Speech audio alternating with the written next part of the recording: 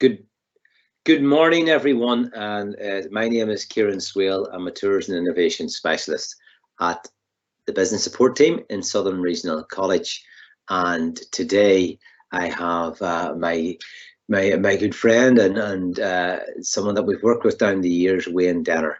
And today I'm in conversation with Wayne.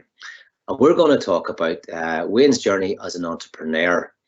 We're going to talk about where it all began and the ups and the downs and the challenges along the way. Before that, this particular event is part of Global Entrepreneurship Week. So this happens every year, and we're delighted to be supported by one of our main sponsors, which is Connected NI and funded through the Department of the Economy. So thank you to Connected for supporting this event and continued support for all the activities that we do here in the business support team. And today, ably assisted once again by members, my colleagues in business support. We have Aisling, who is a producer, Amy's in the background taking the questions, and Sarah's in the background as well. And my other colleagues are tuning in. We're also supported by Armagh City, Brambridge and Craigavon Council and Newry, Mourne and Down Council, and both councils are running a number of events this week. So this is great to have Wayne here, and no better person when you're looking to talk about entrepreneurship to share his journey, his thoughts. A few things. We have about 6 slides here.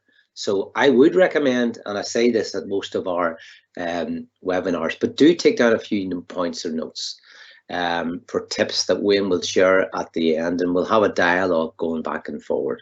Also, this presentation will be shared to all of the participants. And the PowerPoint is only 6 slides, so that's why you might need to take some notes. But the recording will be made available. It will go up on our YouTube channel, the SRC Business Support YouTube channel, where there are lots of other very useful material that you can tune into. Now, that is enough for me. And I'm now going to hand over to Wayne. Wayne, a very good morning to you, and thank you for coming on to this webinar with us. Thank you, Kieran, and a very good morning to everyone taking part in today's webinar as part of Global Enterprise Week. A really exciting time, and we're going to explore lots of different aspects of my own journey this morning and share some relevant and helpful information that I've sort of gleaned and learned over the past couple of years. So I want to say a huge welcome to everybody this morning, and thank you for the opportunity to come on today and share my journey. Of course, you know, entrepreneurship is something that's very close to my heart, and I'm always happy to talk about it. I think it's such an important component in our society. The small businesses, the entrepreneurs, the startups are really the backbone of our economy. And it's important that we're having conversations like this today to encourage people, but also people who maybe are finding it a little bit difficult in the current climate. But there is help and support available out there. And I think that's really important to highlight right at the start, that business support and other organizations are available to help and support businesses in these difficult and challenging times. So I'm really pleased to be here this morning. Okay, Wayne, so if you want to maybe, thank you for your welcome there. If you want to maybe switch on to your next slide, please, if you would. And as Wayne's doing this, you see, in my own journey, I suppose started lecturing as a full-time lecturer in travel and tourism back in 1995, 96. And Wayne was one of the first students, along with other colleagues who are now at SRC. Wayne was one of the, Fiona, I'm thinking about there, Wayne, you and Fiona were around the same time.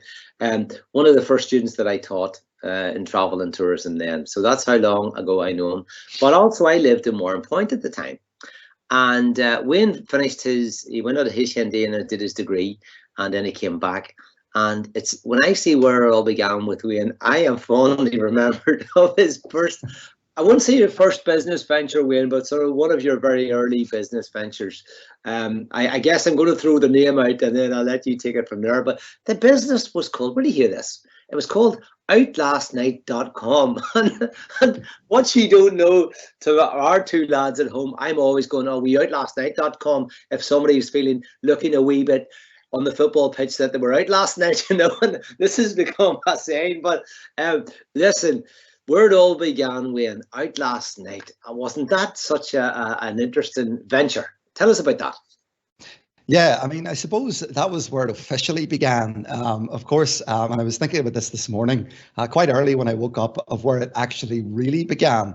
And I think where it really began was in about 1994 or 1993, when I was washing people's cars up the Well Road in Warrenpoint. And I think that was my very early introduction to, entrepreneurship and going out there and trying to make your own money. So for me, that's kind of where it really started. And I was about 14 then. And then I progressed. Myself and another friend set up a little mobile DJ service. When we were about 15 or 16, my friend's dad lent us some capital. And we bought some speakers and some DJ equipment, and we started then to play at various 16th birthday parties. And this was in and around when I was about 15 or 16. But of course, as you rightly say, where it officially began was around the sort of late 90s, whenever I originally with a colleague and a friend of mine originally launched a very early social networking website. And there are quite a lot of people around today who still remember that website. It was called a different name before it was called Out Last Night. We'll not go down that. That's the story for another day. But it was called outlastnight.com. And whenever I talk about that, I have fond memories of that experience. Because I was very, very young at the time. I was a student in Newry College of Further Education, as it was then called. And we developed pretty much this scrapbook of our lives, where we used to go out and we used to go to various venues about the place. And we used to take pictures of people out enjoying themselves, and we used to post them online. And we ran this platform for about 3 or 4 years and grew it to a user base of about 80,000 registered users. So it was a pretty successful early start for me. We had a number of high-profile clients who used to buy display advertising on the website. So whenever I see where I've sort of come to, that was my very early introduction to digital marketing, which was then called, back then, e-marketing. There was no terminology around digital marketing. And again, this was before Facebook and YouTube and Instagram. I'm thinking their Facebook been around 2005 or so, let's say officially. So it is like very much entrepreneurial in its early days of e-marketing there and doing that. And so, like, when you're going negotiating the at, I suppose, your late teens, early 20s maybe, but you're actually sitting down and negotiating the contracts for your banner display ads. I mean, that's fantastic to be able to do that at such early stages in the business. Yeah, I mean, I didn't really know what I was doing, I suppose. And that's sort of, I didn't really have an idea of sort of what you do when you're running a business. And it sort of was a lot of trial and error for me over the years, figuring out what worked, what didn't work. And there was a lot of stuff that actually didn't work. There was a lot of things that, we tried that sort of didn't sort of catch on. But what we were doing at that time, which was very interesting, we were at the very early stage of what would subsequently then become social media marketing. And we created this platform where people could come on and see those images from nights out. And then what we were able to do off the back of that was, because we had so much traffic coming to the website, we were able to sell that display advertising to potential clients. But it was challenging back then. And it's really important to remember that, because people were still advertising in the yellow pages. There was still such a thing as yellow pages. And when I often think about now, you wouldn't see something like that now, because everything has moved online. But that was a challenge that I frequently came up against whenever I was pitching for clients to advertise their products and services using our display banner service. People were saying, no, I still advertise in the yellow pages and the local newspapers and these types of places. So it was difficult and it was challenging. And very few people even back then, Kieran, had their own website. So, things have moved on really quickly over the past sort of 15 to 20 years online. So I'm going to just, before you move to the next slide, this is really, really interesting, because I think you've used a word, pitching. And I think, when we're talking about entrepreneurship and what you do, whether it's yourself or your business concept, one of the core skills there are a lot of qualities that you need to be an entrepreneur, but one of the core skills that you need to hone in on and practice is pitching. And you know, I'm a part-time lecturer in tour guiding as well, and I have a group in Armagh at the moment that I'm going through, and I think being a successful tour guide is all about communication skills and pitching yourself, but that applies to business. That's one of those core skills, and I always say if you can serve the public behind the counter for a start, that's one of the core skills of being an entrepreneur. But also being able to stand up in front of a group and being able to address, and then the pitching is a skill, because it's easy to entertain, but actually you have a narrow window to put forward a concise proposal to a potential investor or to somebody who's going to back your idea. And that notion of pitching, which actually can intimidate some people when you say pitching, oh, I can't do that. But actually they can, because they're doing it most days, but they don't realize it. In conversation, they're actually pitching an idea, but it's conversational style. So I really wanted to highlight, because you mentioned that, and you did it early in your career, and that's a core skill of an entrepreneur. It's so important, because without sales, you don't really have a business. And it was something that I, being honest, actually struggled with in the early days, because you're right, Kieran, it is a skill in itself to be able to pitch your product or your service to a potential customer. And sometimes even today, I sometimes struggle with it, and we'll talk about that a little bit later in and around getting that message across. And as you know, I do a lot of training. I'm speaking in large audiences, but when it really comes to trying to succinct what it is my product and service does, that's something that we all struggle with. And again, there's various stages of that, whether you're pitching your product or service to a local business, somebody you know. But then when you move up, and you're aware of this in 2015, when we launched Rep Selfie, which is one of my other startups, which crashed and burned, went through that whole process of trying to pitch to investors. And again, that's extremely challenging and hard work, because you only have a short window and 6-7 slides to get your value proposition across for the investor to understand what it is you do, and if that potential is a fit for you and that particular investor. So again, the more you do it, the better you get, but it's a core skill and something which is so important for businesses to work hard at, and even entrepreneurs to refine, because you do get better at it over time. Yeah, I agree with you on all of that, and I think it's a skill that you always learning is something that I had in conversation with a colleague yesterday, Colin Murphy from Brack Tours, and we're talking about tour guides, and we shot up a video on YouTube if anybody wants to go and have a look at the core skills. But we both agreed you're always learning, and at my I'm definitely not in the twilight of my career just yet, but at my latter stages, I'm still learning. What I'm finding is I'm more probably open to things, but you're always learning, and I suppose you're always perfecting. The pitch is what I would come back to, that skill, because the world is different now in terms of what that attention span is. It's very, very narrow now, and so it needs to be concise, and you need to understand what is the value proposition that you talked about. So Wayne, take us on to the next slide, if you would then. Yeah, the next slide, I suppose, Kieran, really looks at the process, and this is something I know that you've had experience with in terms of the success and the journey, and the reality of it is, when you start a business, when you become an entrepreneur, for the most part, it's a lifestyle. You've decided to make that switch. And this is something I used to struggle with way back in the early days. I used to get really frustrated that it wasn't happening, or it was slow to happen, or I seen other people having success and I was wondering why I wasn't having success. And it took me a while to realize that it doesn't actually happen overnight.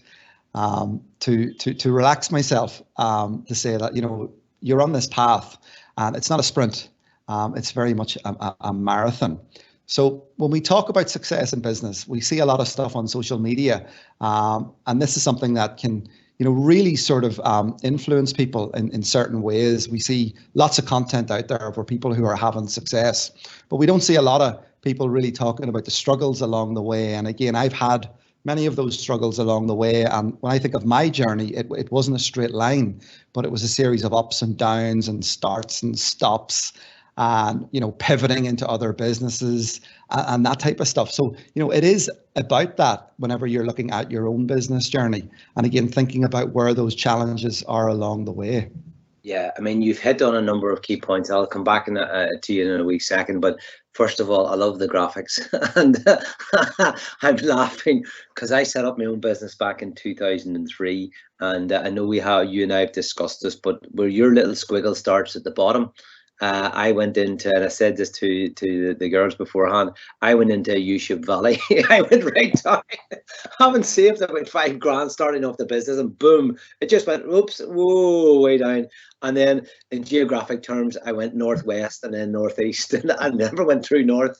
And I just love the way you've depicted that. And an interesting exercise for entrepreneurs out there, I think, would be get a pencil out and, you know, across a timeline, just chart for the fun of it, your journey, you know, and all that, because it does represent that. It really, really, really does. And you care about some things there. I mean, this is about life, I suppose, as much as about business. About you talked about the journey. Success is a journey, and life is a journey, and it's not a destination. And that's profound in its simplicity. That is so true about being an entrepreneur. And you also talked there about, I personally feel when you own your own business, and this is a term that's used all the time at 24/7, but you really don't, it's in your mindset, Wayne, you don't really switch off. Yeah, and it's really hard to, even on vacation or on holiday, you're still thinking about, because, you know, in the olden days in this room, I would have had my whiteboard up with my income and expenditure out and knew where I was coming from. But even when you're on a break, you're always on. Now, that has its challenges in terms of your partner and your family and relationship. And if you're thinking about going into running your own business, that's something that I think you really, unless you have no other dependents with you, but if you do have, and you have a partner, they need to understand that you're all in this together. And this is where selection of partners is really important. And when you go into be an entrepreneur, because you might think I can do this all on my own, and you can't. You really can't. And what my journey taught me was, you know, my wife was so supportive along the way through the tough times, and you know, that's really, really important to understand. So I think those core skills that you were talking about are really, really important. And I suppose maybe you hinted on this about measurement. You know, how do you measure success as an entrepreneur? Maybe I'll throw that out to you. How do you? Yeah, I used to measure it in the early days that whenever I got to the end of the month and I could pay my bills, that was a win for me. And I know that's not sort of the right way to look at it, but way back, that was my barometer, if you like. If I could roll the dice again in month 2 and month 3 and month 4, then that was telling me that things were working. But the reality of it is, when I really looked at it and I drilled down it, that wasn't the sort of a good barometer to be working on. So that's changed over the past couple of years in terms of how you measure success. And there's lots of different success, you know, that, you know, even just starting your business, even just joining this Teams call today is a win for you, because you've decided to take that first step. And I think that's really important. You've decided to come on here today and hear from us talking about this journey and talking about being an entrepreneur. That's a win. So it is really important to celebrate the small wins. And that was something that I didn't do in the early days. I was looking for the big wins, you know, the big contract, you know, the big check, the big opportunity. And the reality of it is it didn't come. But what I should have been doing, Kieran, was actually focusing on those small wins and actually building on those small wins. And I think that's really important, because you can be really hard on yourself as an entrepreneur if you are always looking for those bigger opportunities that take a lot longer to come off. The small wins come off frequently, and it is a really important to pat yourself on the back and congratulate that success. And I know that's something that you're going to return to in this presentation about in the tips towards the end. And, you know, I again, looking back on that, is where the old simplicity, when we're doing our entrepreneurship and we're doing a business and we're talking about the 80-20 rule. And if you can think of your wins, as you put it, that, you know, and I use visuals. As I've got older, visuals really work with me. And I've used the old adage of the pie chart, and I color it differently. So if you can think of really coloring in your current clients, and then on the other side, the clients that you're prospects that you're trying to attract, and then what amount of effort is needed to attract that 60% of prospects as opposed to the 40% of existing client base? Would you not be better targeting 80% of your effort on the 40% of your client base? So really what I'm saying there is focus on the what's working and build on what's working. And unless you're successful R&D team in a big company where you've been trading for years, when you do need to be thinking about looking at innovation in different ways and ditching the traditional techniques and looking at new avenues, that's fine. But when you're starting as a solopreneur, as you would call them, you're starting off on yourself, focus in on keeping those clients and not forgetting about. And it's an old story about on the way up, and my fellow team members here who are going to be on the way up, don't forget about me, in the future. But remember those that you went on your path on the way up. And it's like your clients, the early days of your business, those are the ones that put you on the map. And I think Brenda's in the audience today, and I know she's got clients and who she's been with from her starting in this role in business support, and continues to work with them, and they have fantastic stories, but they keep it simple.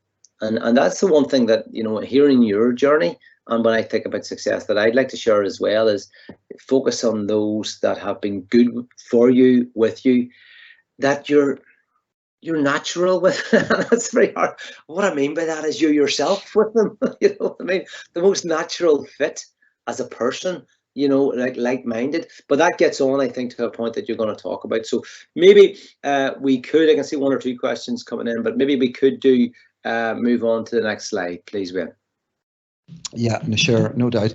I suppose, Kieran, as you know, and we've had many conversations over the years there, and this, and most people in the meeting today will know there are a lot of opportunities and there are a lot of challenges when it comes to running a small business, when it comes to being an entrepreneur or launching a startup. And I've went through a whole host of opportunities and challenges along the way, everything from losing money in startups that I tried to get off the ground, losing contracts, winning some amazing opportunities along the way, but there were a lot of mixed opportunities and challenges for me. Another point that I just want to highlight on this slide, which is really important, and this is something that I've only realized recently in business, and there are a lot of distractions in business disguised as opportunities, and it's really important that you quantify any of those distractions or opportunities that are coming your way to see that they're a good fit for your business. Because the reality of it is there's lots of them out there, but you really have to be careful with where you allocate your time in business. I suppose from a challenging point of view, one of the big things for me is the toll that it can take on your physical and your mental health. And I know we're going to talk about that a little bit in a couple of moments when we talk about the tips, but that was something that I found as I got older as an entrepreneur, the impact that it was having on my physical and my mental health, to the point that 9 or 10 years ago, I found myself in hospital, and 3 months ago, I found myself back in hospital again. And a lot of it has been as a result of taking on too much, potentially, forcing myself to take on too many challenges at once, not delegating, things like that. That really all had an impact on my physical and my mental health. And that's something that we don't talk a lot about in business. And I think it's so important. And I know you're a passionate cyclist and you like to get out into the great outdoors, and that's really important. And those are things that I've tried to do a lot more of, taking time offline, which is really important. And the thing that I used to do was, one of the challenges was my business took over, where I was finding myself working 7 days a week. And that was something that impacted family life and impacted other aspects of my personal life as well. So that can become a challenge and very difficult sometimes to separate out. And that's something that I've really tried to look at, over the past sort of 12 to 18 months, that I'm taking my weekends off now, that I'm not looking at emails on a Saturday and Sunday, that I'm not picking up calls and those types of things, that I'm taking some time offline and away from my business. And that's something that's, many people find it difficult to do. Yeah, and it's interesting when you mention that, because unless you've nearly been through I don't want to call them an event, but you've been through something where it has been hard for you, difficultly, whether it's stress or something's happened. Unless you've been through that, it's very difficult to it's very, very difficult to try and look back and say, well, I should have, or in the future, I'm going to do this, or I'm going to do that. So you mentioned about delegation. So that's really, really important. If you've got other team members there, critical to be able to do that. And also you said there about being able to allocate time at the weekends and turn the phone off. That's really, really hard to do. But if that then helps you focus on the future, then that's a great strategy, an absolute great strategy. But yeah, it's so important, Kieran. That's the thing, and it leads nicely into the opportunity side of the thing. There are some times that the opportunity is not a good fit for your business because it's going to have those impact and it's going to present those challenges for you. So again, this is something that whenever I look back on my business career, I used to take absolutely every opportunity that used to land on my desk because I was so concerned with just turning a profit or making a living that anything that came across my desk, I would snap it up. But now I'm a lot more selective in terms of the opportunities that I'm looking at, also that I'm taking on board, because yes, it might, be an opportunity in terms of, X amount of months work or an opportunity to increase the profitability of the business, bring on a new customer, those types of things. But it's really important that you're bringing on the opportunities within your business that are a good fit. And the reality of it is not every opportunity is going to be a good fit. I mean, over the years, I've had toxic clients, for example, clients who were, really a drain on resources and other aspects of the business. And again, it's important that you consider that, especially in the early stages, because, you're caught up in the excitement of being an entrepreneur. You're caught up in the excitement of launching your own business. And you're maybe not thinking about the potential opportunities that you're taking on, and subsequently the impact and the challenges that they might present for you, and have that knock-on impact on your mental health and your well-being. Yeah, and I suppose it's the ability of not chasing everything and being more selective, and you get to know that usually through experience, and being able to say, listen, I don't think that's for me. I don't think that's for our company at this moment in time, but here's someone that refer that on. Here's someone maybe is more better placed. And whilst, yes, it would be nice to have that contract, you realize, that's not a good return. And I'm way beyond my skill set here to be able to do this. So I know somebody else who's better placed to do that and have the confidence to be able to do that. And that comes back with not being afraid. Exactly. This is not right for our company just at this moment in time. And here's somebody else who's better placed to do that. So you did mention about 15 minutes ago and about, I think any entrepreneur, you're being very, you're laying your cards on the table here and you're being honest, but that's really important for anyone tuning in on this. You talked about Rep Selfie. So I know that was something that you went to different investment rounds. Maybe share a little bit about that. I mean, it wasn't all bad because you won some, I know that you won some competitions to do that. So there were success stories with that. There was, and that was my first, I suppose, run at, trying to develop something where there might be investors interested in investing into the business. And back then in 2015, I went through the Springboard program up in the Science Park in Belfast. And that was a 6-month program, and it was all about getting you investor ready. And I learned a lot, Kieran, through that program, how to pitch, for example, and how to capture the attention of an investor. And the startup was a platform for helping manage your personal online reputation. And we done quite well. We had it through to the stage of a minimal viable product. We'd invested an awful lot of time, energy, and money into it. And subsequently, I made it to the final of the Invent 2015 competition, where I was pitching my idea to investors, but also the final night up in Belfast. I think it was over 1,000 people in the room, where I had to get up and give I think it was a 1-minute pitch on my platform. I think I made it to the final stage, but sadly didn't take home the big cash prize. But you learn a lot, you've experienced a lot. And it was something that I look back on fondly because it has helped me to this day because of my new startup, being able to, look back on what I learned at that whenever we're subsequently hopefully going to be looking for investment in the future. Yeah. And one of the key things I think is to have that ability and that, I suppose, confidence and realization and power of evaluation and reflection to look back and say, well, I wouldn't be here today doing what I'm doing if I hadn't have done that. And we've had many chats, and we could bring in the team here of what landed them to work at Southern Regional College. And I wouldn't be in my role had I not gone away from home and travelled and worked for a tour company in England for 4 or 5 years and studied in England. I wouldn't be the person, or if I hadn't run a pub for 4 years, I wouldn't be equipped, or if I hadn't run my own business, I wouldn't be equipped to do what I'm doing today and work in business support. So, you know, when I look back, people says, would you not have done this? I said, no, but this has shaped where I am today, is shaped. And would you do things differently? Well, of course you may do, but then now it's look where you are, and it's having the confidence. And I know we're talking more than probably entrepreneurship here because we're talking about life, but your business is an integral part of your life. So look where you are. And look at the success, look what you've gained, and that has shaped. So that pitching at Rep Selfie has shaped, and this is going to, I'm bridging in here, as you might well guess, into one of your old brand, which is the WayneDenner.com, and your online reputation brand. And then we'll talk a little bit about Cobabble. But so maybe talk us a little bit about your WayneDenner.com brand and why you went for that.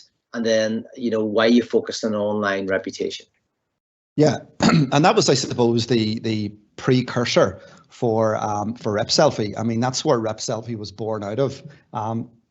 Back in 2015, but even before that, I'd started to do a lot of work in the online safety space, really helping parents when it comes to risks and dangers as a result of social media and the internet. And I wrote a book called The Student's Guide to an Epic Online Reputation.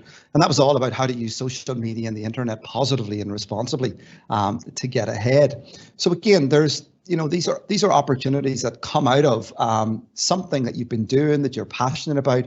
For me, it was very much about building that personal brand. And I know we've probably got people in the room today who, you know, are working for themselves, and the business is effectively them. So the personal brand is really important, that you develop that personal brand. And that's something that I've worked hard at over the past couple of years, developing the Wayne Denner brand. And people know me now as, you know, somebody who, you know, talks about cybersecurity, online reputation, cyber safety. I wrote a book on it. I deliver a lot of workshops and a lot of training in schools, but not just here in the UK and Ireland, you know, in other parts of the world. So that personal brand has taken me far and wide and opened up some pretty amazing opportunities for me. And when people see that personal brand, it's relatable. Because it is me. It's not some business name. It's WayneDenner.com, and the website's reflective of that, and now all of the information up there is reflective of what I do. So the WayneDenner.brand effectively opened up the Rep Selfie opportunity, which effectively got me to the final of the event competition. And I did have an offer for a round of investment, you know, and again, that's a win. You know, it wasn't the amount of money that we were looking for, but I did have an investor actually offer to invest in that particular business. So you never really know where these opportunities are going to come from and where they're going to stem from. I suppose one of the difficult things in business and being an entrepreneur, and one of the challenges I've had over the years, is it's difficult to say no.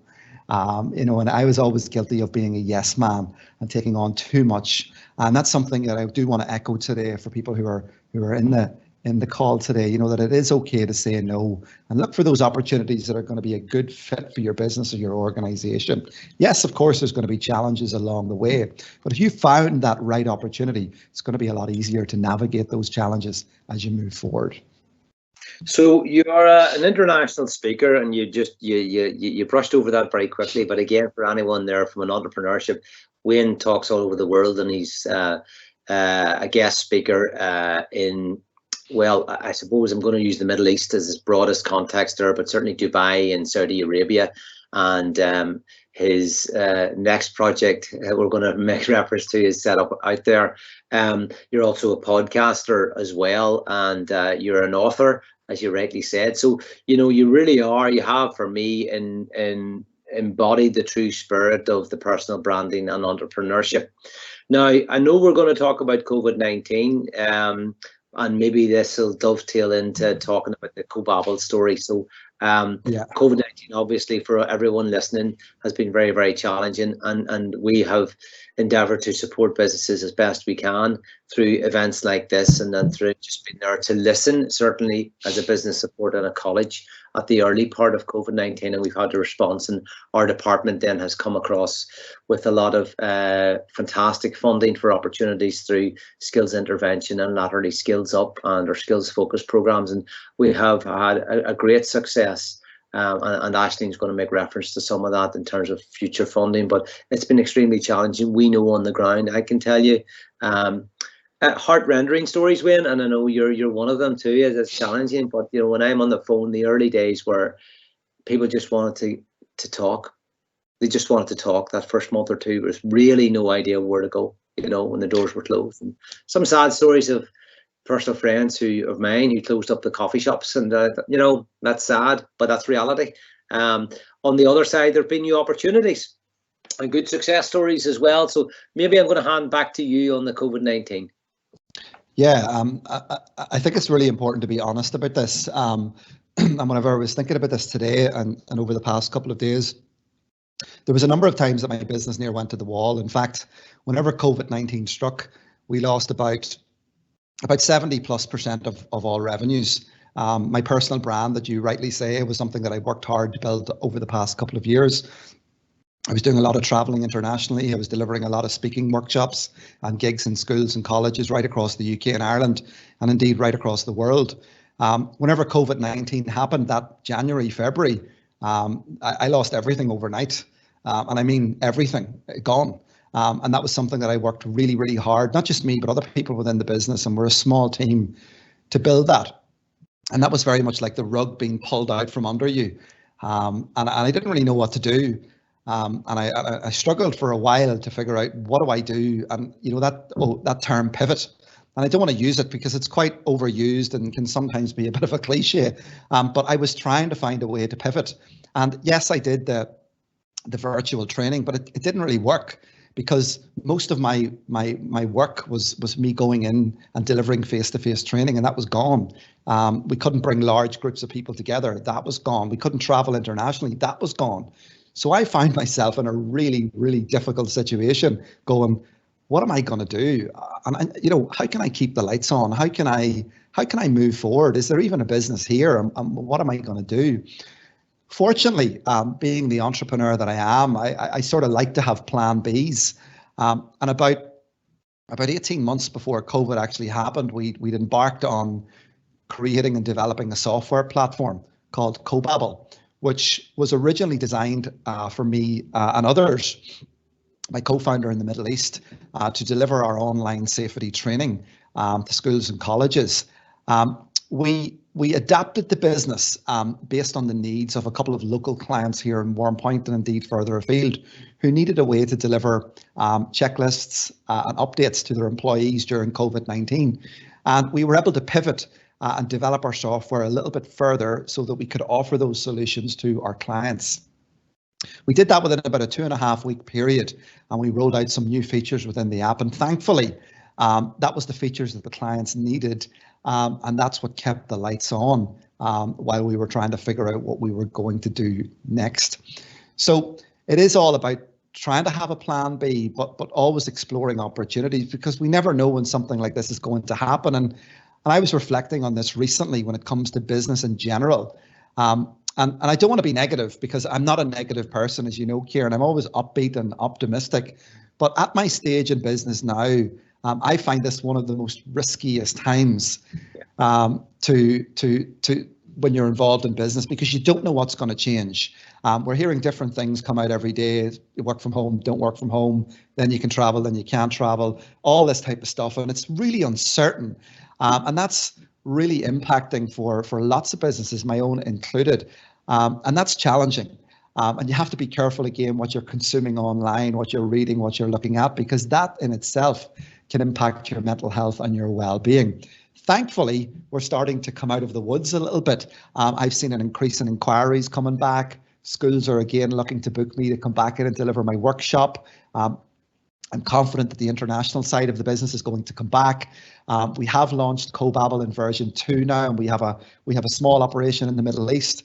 We just signed a partnership agreement with a company in Sweden to utilize the platform up there. So there are some glimmers of hope out there, but it is about, having some foundations in place. And if you do need to sort of change the direction of your business, you have that flexibility to do it.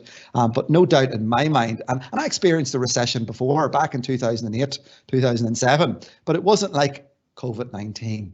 The recession back then wasn't like what we've had to deal with currently. So I know there are a lot of people who can relate to that.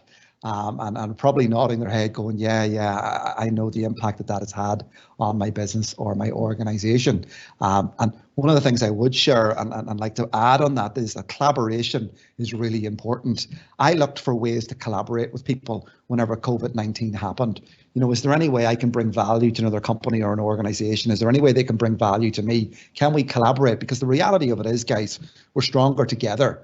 And unfortunately, and I heard this statistic recently, and I was quite shocked that Northern Ireland has the lowest level of collaborative R&D in the UK. And I heard that on a podcast recently, and I was kind of shocked that we're not as good as in other parts of the UK on collaboration as we should be. And I think moving forward, that's going to be something that's really important, that we collaborate more and we look for opportunities that we can go after together, because we are stronger together.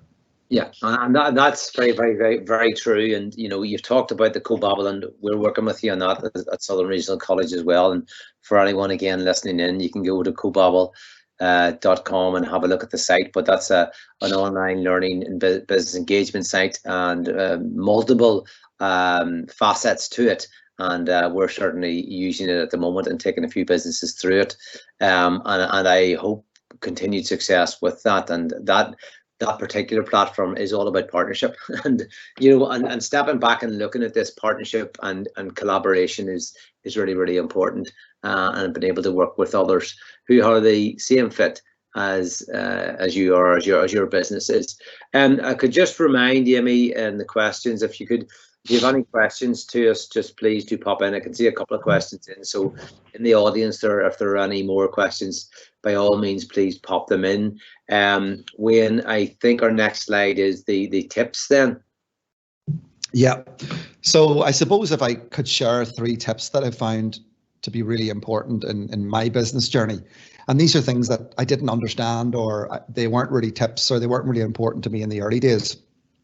I think now more than ever, and this sort of dovetails on from the COVID-19 slide, good mental and physical health is really important. And I know that that's something Kieran will agree with. You got to be in a good place to be successful in business, and you got to have good physical and mental health. And this is something that has had an impact on me, because I didn't have good physical health, and I ended up in hospital twice. And then, figured out that, there was some issues that, when I look back on, were probably stemmed from taking too much on, high levels of stress, always panicking, especially in the current, world that we find ourselves in with COVID-19. And again, that was a contributor, no doubt in my mind, to putting me back in hospital in March of this year. So it's really important that I reflect on that. And I get myself back to a good place where I've got good physical health again. I'm eating correctly. I'm sleeping, 8 hours a day. It's really important to get that sleep. I'm not using social media in the bedroom at night, that blue light going off. I mean, all this really does contribute to poor and bad physical and mental health. So that's really important. And if you take nothing away today, that's the one that I would want you to take away, because it's so, so important. And I've had people in my... I'm going to jump at that point, because I think we could have a webinar, and Amy and Sarah and Ashley included smile at this. I think we could have a webinar alone on good mental and physical health for business, and my colleagues here laugh at me, but like the walking is so important. And if you do nothing else but walk, never mind all of the other fantastic support and opportunities about your health that are out there, but every day get out for a minimum of 15 minutes a day. And that's been my mantra over this last 18 months and beyond. And there's lots of other stuff, and I could go off and start talking about cold baths and things like that, but not everyone agrees with me on that one. But it's all critical of having the energy source and fresh air. I'm such a believer of the beauty of being out in the fresh air, and I know my colleagues in the green shoots. I'm not so sure if they get out as much in Portadown, but at green shoots they nearly drag me out for the lunchtime walks. But it's great. You come back for 20 minutes and be energetic. It's just some of them walk so fast, I can't keep up. I think, but yeah, your next point. Yeah, just before we move on to the next one, I think the other side of it, which is really important, is the mental health side of it. I mean, this here is so important. I mean, you got to have conversations with people. You don't want to be isolated. It's a very lonely existence as a business owner, as an entrepreneur. You know this, Kieran. You don't need me to tell you this. You're on your own. You've got a lot of pressure.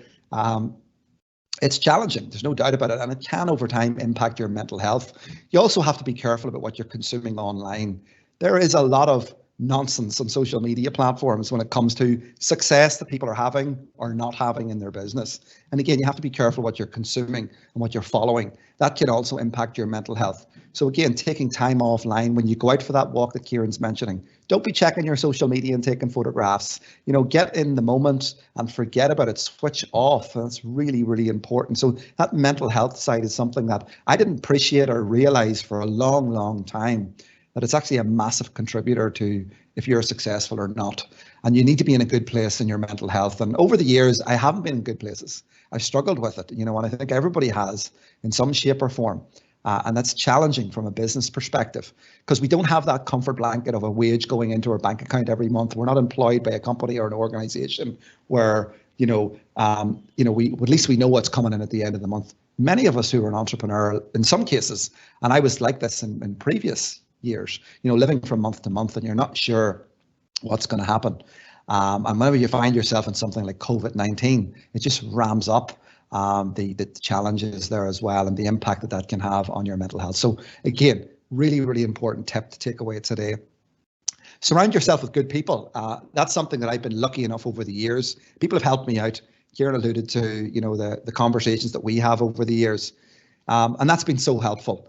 And in some cases, and Kieran knows this, I haven't been in a good place in some of those conversations where I've been frustrated, and I'm just being honest. I've been upset, I've been annoyed, something hasn't worked, an opportunity hasn't come off, and I've got frustrated, and I've vented. And Kieran's been there to listen, and other people have been there to listen as well when that's happening. And again, your partner, your family, even my kids now are old enough now that they're kind of starting to listen to a bit of my woes when it comes to businesses, and that's really helpful. You do need people to talk to, but you also need to have good people in your corner. And I'm a big champion of business and being an entrepreneur and running your own business, and I encourage anybody to do it. I want my kids to do it because it's so important. But you do need good people in your corner. And that's why that collaboration is really important. Find and seek out people, whether it's just for a coffee or to sit down and pick their brains. I'll have coffee with anybody. It doesn't matter who they are. If they're having a challenging time or a difficult time, because I've been there. I know how difficult that is. So find those people that are out there. Find those, and they're out there because there's lots of people in the same boat as you. I'm one of them. But it is really important that you do surround yourself with good people. And then the final tip really is always keep an open mind. And that's really important, and be constantly learning. And this year I went back to the University of Ulster to do a course on digital transformation management. And it was about a 4-month course. And I struggled a little bit with it because I was trying to keep my business going and, try to, participate in the course and get the assignments done. But I really enjoyed it.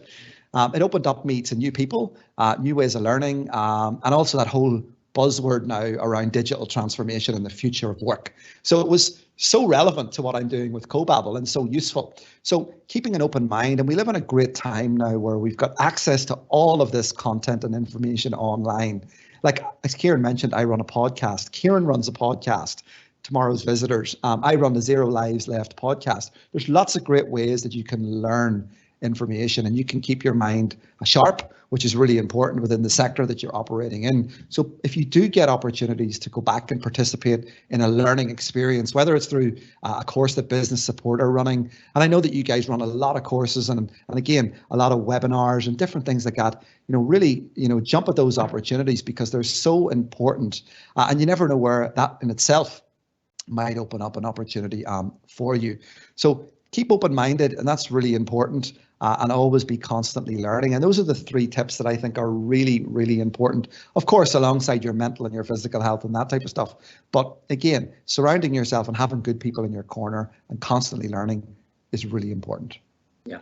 Okay. I mean, I can't disagree with any of that, and that's been a certain a thread throughout this conversation. And yeah, I can see a few questions, but prior to that, Wayne, I think I'm going at this point. I will take the questions, folks. If we can just give Aisling a couple of minutes, she's just going to talk a little bit about the support that we offer, and then I'm going to come back and take questions. Thanks, Aisling. Over to you. Good morning, everybody. Thanks, Wayne and Kieran, for that presentation. So interesting to hear just your story, Wayne, and how far you've come, and obviously all the challenges that you've faced as well. So hopefully everybody got a lot from it. I would just really like to thank ABC Council and Newry Morning Down District Council, as this morning is part of Global Enterprise Week. So as Kieran mentioned at the start, this is just a series of events that both councils are running throughout the week. So do obviously take a look at what other webinars are on offer. And also just to mimic Kieran as well, thank you to Connected for funding part of this morning's event. I just really wanted to come in just to give you some information about some of the programs that we offer here in Business Support. So I suppose most recently we've launched the Skill Up Flexible Skills Fund, and what that really is a range of free courses for absolutely anybody. So they're in a wide range of areas, anything from digital marketing, computing, engineering. There's just a really vast variety of courses, and they're free, and it's funded by the Department for the Economy, and it's really just been developed as part of a COVID recovery package to help kind of grow the economy back and get people skills, give people skills in new areas. So it is worth checking out what courses are available. As well as that, we do offer Skills Focus Programme, which is a programme for businesses under 250 employees.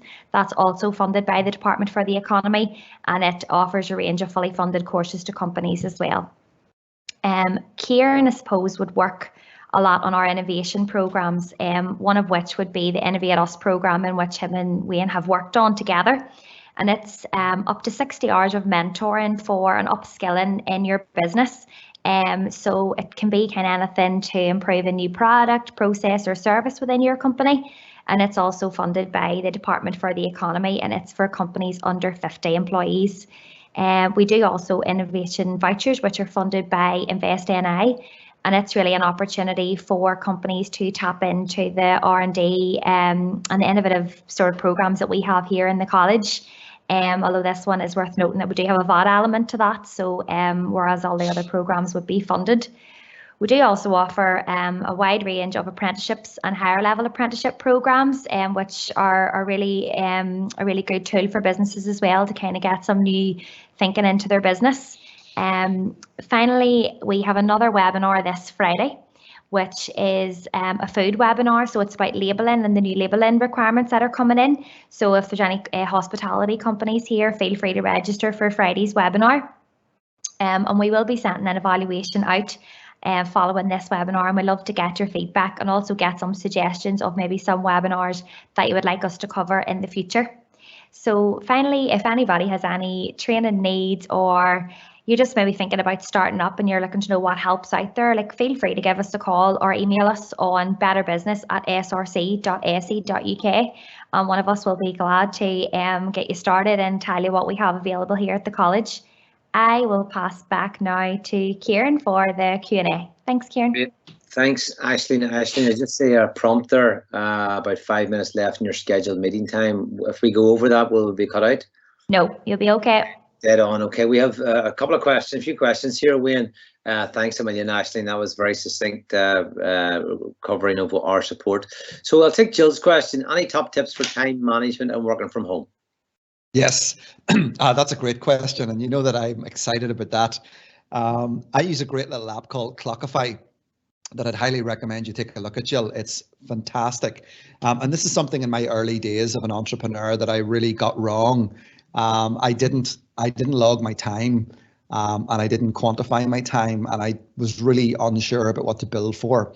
So over the past couple of years, I've really got into the habit now of using this app called Clockify, which basically allows me to log time that I'm working on particular projects, and I set an hourly rate in there. And what I do is I track everything. So it's got a nice little smartphone app, and I even do it whenever I go and meet people as well, because whenever that turns into a potential opportunity, I want to be sort of clawing back some of that time that I spent, and making sure that I'm charging accordingly. So that's really important.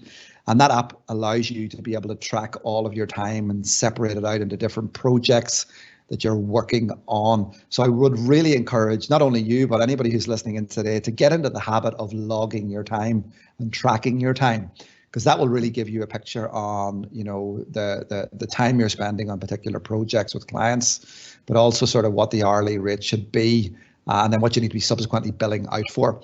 Because what I used to do was forget half of the stuff that I did, and then I would be undercharging clients, which clients are really happy with. But again, I wouldn't be too happy with. And it was only really when somebody started to look at this that they realized, well, look, you're not actually charging for a lot of your time working with these particular clients. Yes, you're charging for the part of the project, but you're not actually charging anything for your time. So that really helped me get a picture and an understanding of that. So Clockify. That's great, Wayne, and a really practical example. I'll just come in as well, Jill. There's lots of, Jill, I don't know if you're in, but Wayne and I are, Wayne's a great podcaster, and I guess particularly over the last 18 months, I've listened to a lot of podcasts out in my walks, and there's been some fantastic stuff out there. So if you go into the likes of any of the apps, depending on what your phone is, and without naming too many of them, I even just Google into podcast and time management podcasts. There's lots of great stuff out there, and it's kind of nearly known the type of person that you are. You're more functional in the mornings or at night time, and dedicating that time.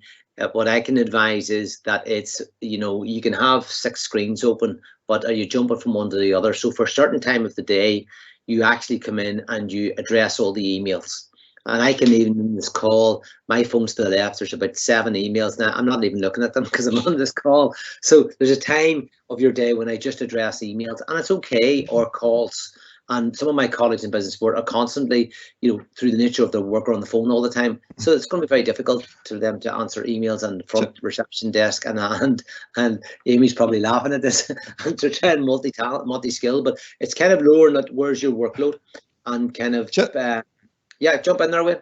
Just on that, Kieran, another really useful app that I love as well, and I'm trying to make it practical as well, is I use an app called Done, and it's fantastic. And like I have my schedule for today, DONE, yeah. And like in here, I'll just run through what my stuff is today. Breathing and meditation. Define today as one thing. Sit up and leg raises. Daily walk, 3 mile. Prioritize the do's. Check the Done app. Make improvements daily, and write for my new book. Meditate in the PM, and then check your blood pressure. So that's actually all in my Done app, and I swipe through them, and it's fantastic because it sends you notifications and reminders to do those things. So Clockify app's great, but that Done app is fantastic, and it's been a game changer for me because you can color code everything, and I absolutely love it. So Done is definitely worth checking out as well.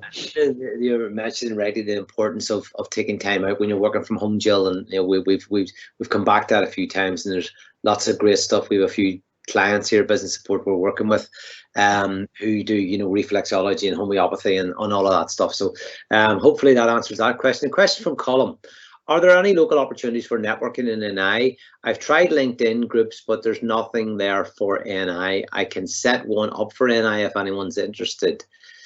Ashley, you remember, or not if you remember, I know you posted, I know there's a Facebook NI business group.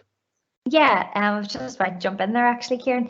Yeah, NI Business on Facebook column, it's really good. You just go on and you request to join the group. And I think just on looking, they sort of give an update every week of how many new followers they have in that.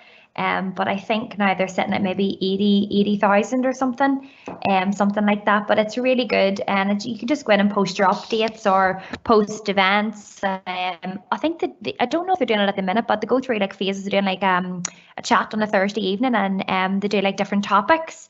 And I know we actually participated in it maybe last year. It was Brian, our IT expert at the time.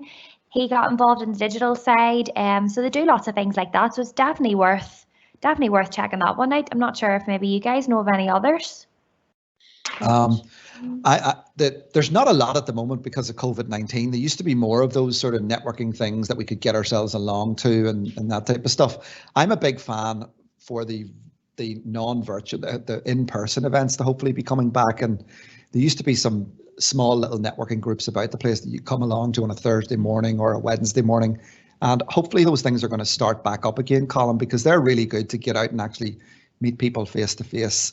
As opposed to sort of staying in that virtual world. But Ashley's absolutely right. That NI business group is a huge group right across Northern Ireland. So again, getting in there and maybe asking some questions might be a good way to sort of test the water and see if it's something that might be beneficial for you.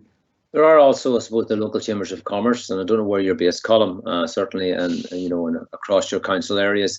Touch base with your economic development team, and there definitely are opportunities around your local chambers to see if that's a fit for you, or alternatively, if you feel if it's something sector specific, there's nothing to stop you trying to set one up. And I know in my early days at Southern Regional College, I had a little group, a tourism business group.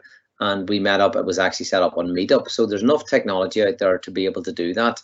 And let us know, certainly in this college and all the links we have, we would try and support you to do that, Colin, if that's something that you do want to take forward. Now, there's a question from somebody I know very well, and it's, what's your favourite entrepreneurship book? or source? You talked about a few things there, Wayne. Could you guide anybody towards something if they wanted a bit of further reading or podcasting, let's say? Yeah, there's lots of stuff out there, and that, Kieran, that's one thing I'm working. I think we might have just lost you there, Wayne. We might have just lost you there. Ashley, were you still in there, Ashley? Just give me the thumbs up if you're still there. Okay. Amy, you're still there, and I think we might have just lost Wayne. So the question that I put to Wayne was what his favourite entrepreneurship book, and he was able to tell me that he was going to go on probably and tell me, listen to the podcasts on entrepreneurship, and he's probably going to be writing his own book. I think he's still paused, as I can see. I know actually one that I've I've read is Ashley's going to smile at this one, and I have it in front of me. It's Inside the Box. And it's Drew Boyd and Jakob Goldenberg. And really that changes your thinking in terms of, people used to talk about outside the box, but actually inside the box. And as an entrepreneur, it gets you to think that less is more. And that's a constant theme of that particular book. But you begin to start to think, actually, if you take things away, how can you be more successful in your idea? And yeah, one of the many things, and this is a simple one when you're thinking of entrepreneurship, and it's highlighted in many entrepreneurship books. Take a plastic bottle, turn it upside down, and what happens with it? It becomes a sprinkler. So I certainly have gained my inspiration from different entrepreneurship books. There's a lot out there. And I'm going to give you one thing. We believe that you'll be most creative when you focus on the internal aspects of a situation or a problem, when you constrain your options rather than broaden them. And that actually, makes you think, really? And that's the power of actually, in this room around me, if I had less things, how would I have to come up with an idea? And in the true spirit of entrepreneurship, that's very, if you can start to think like that and change your thinking. But that's only one book that I have. Wayne, I know we lost you there for a couple of minutes, so I endeavoured to try and, I don't know what you were going to say, but I endeavoured to try and think what you might say there. Yeah, no, that sounded good. I don't know what happened, actually. Thankfully, I'm back. There's a lot of good business books out there, as you know, podcasts. There's many of them out there as well. I suppose I like people like Gary Vaynerchuk. I know maybe people have come across him before, but he's got some great business books out there. Mark Ritson is another good guy to check out. There's lots of really good material out there. It is very much about taking that information And some of it will not be relevant to your business or your organization, but there's always things in there that will be relevant, and it's about cherry picking that information out and applying it. But in the first instance, check out my podcast if anybody wants to have a listen to that. There's some great episodes up there where I've talked to people like Kieran and others about their journeys as well. So lots of great resources available. And if anybody has questions that they want to reach out to me at any time, please feel free to reach out. I'm very contactable, as you know, Kieran, through all the social media platforms, and I'm always happy to help people in any way I can. Actually, I know we'll be sending the recording out. I think I will chat to Wayne after today's webinar, and quickly just put down a few links, actually, maybe to and Amy, maybe just to go out, because it struck me that some of the things that Wayne's talked about, the listeners to this might or whoever's watching this maybe even as it's being recorded might benefit from. So we'll try and do that. Okay. Well, listen, we've gone over 10:30. Thank you very, very much for everyone in this webinar. It's been once again, Wayne, a great chat and a very honest reflection. I'm nearly going to say therapeutic, and I just said that because it's always great, Wayne, to talk business with you and entrepreneurship, and you inspire. I don't think you realize, but you inspire a lot of people. And once again, thank you very, very much. And you've given such a true, honest reflection of your own journey, and yet practical tips along the way, and hope to others that have a business idea or looking for inspiration. Once again, thanks to Connected, as Aisling says. We have an event with Rachel, Emma and Brenda on Friday about food allergens and also about support. So I think I'm maybe introducing that. Looking forward to that. Aisling, Sarah and Amy in the background as ever. Thanks a million. And that's from us today. Any other questions, you can put them to Better Business. And once again, thank you very much. Thanks, Kieran. Thanks, guys.